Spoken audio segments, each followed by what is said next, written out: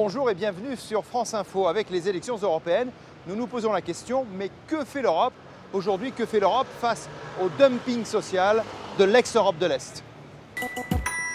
Nous sommes avec Sofia Fernandez de l'Institut Jacques Delors. Bonjour. Bonjour. On va commencer par un chiffre. En fait, c'est un rapport, le rapport de 1 à 7. C'est le rapport entre le pays européen où le salaire minimum est le plus bas et le pays où le salaire minimum est le plus haut.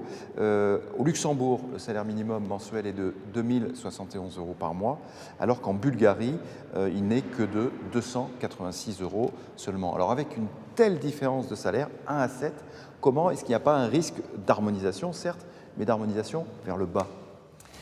Alors avant tout, je pense qu'il est important de comparer ce qui est comparable. Et s'il est vrai qu'il y a des écarts de salaire très importants entre les différents pays dans l'Union européenne, je pense qu'il faut aussi prendre en considération que le niveau de vie n'est pas le même dans les différents pays. Par ailleurs, il est aussi important de souligner qu'il y a un rattrapage des salaires qui a aujourd'hui lieu entre les pays de l'Union européenne.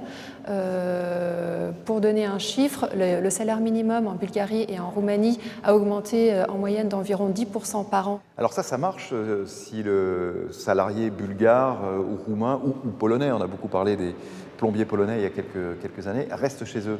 Mais qu'est-ce qui se passe s'ils viennent chez nous à l'ouest? Un travailleur roumain, polonais, bulgare, portugais qui travaille en France jouit des mêmes conditions de travail qu'un travailleur français. Officiellement?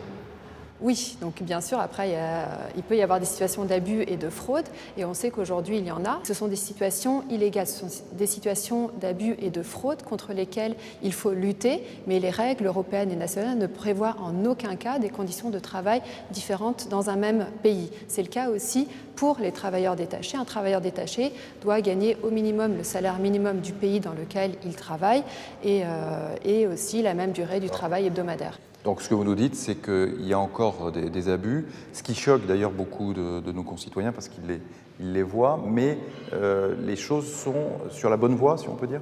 Oui, donc le cadre juridique se renforce, il a déjà été renforcé, il continuera à se renforcer. Et au-delà de ça, même si l'Union européenne n'a pas une responsabilité dans le contrôle du respect des règles européennes, la Commission a décidé de créer cette année, elle sera en place en fin d'année, une autorité européenne du travail qui aidera les États membres à mieux lutter contre les abus et les fraudes, notamment par une facilitation des échanges entre les autorités nationales et faciliter aussi par exemple les inspections conjointes. Donc cette autorité, aussi des outils informatiques pour le partage d'informations. Ces initiatives devront aider les États membres à mieux lutter contre les abus et les fraudes qui sont inadmissibles. Donc normalement, il y aura moins de dumping social?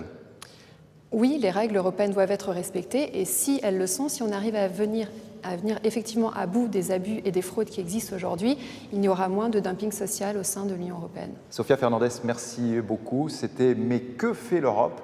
et c'est sur France Info.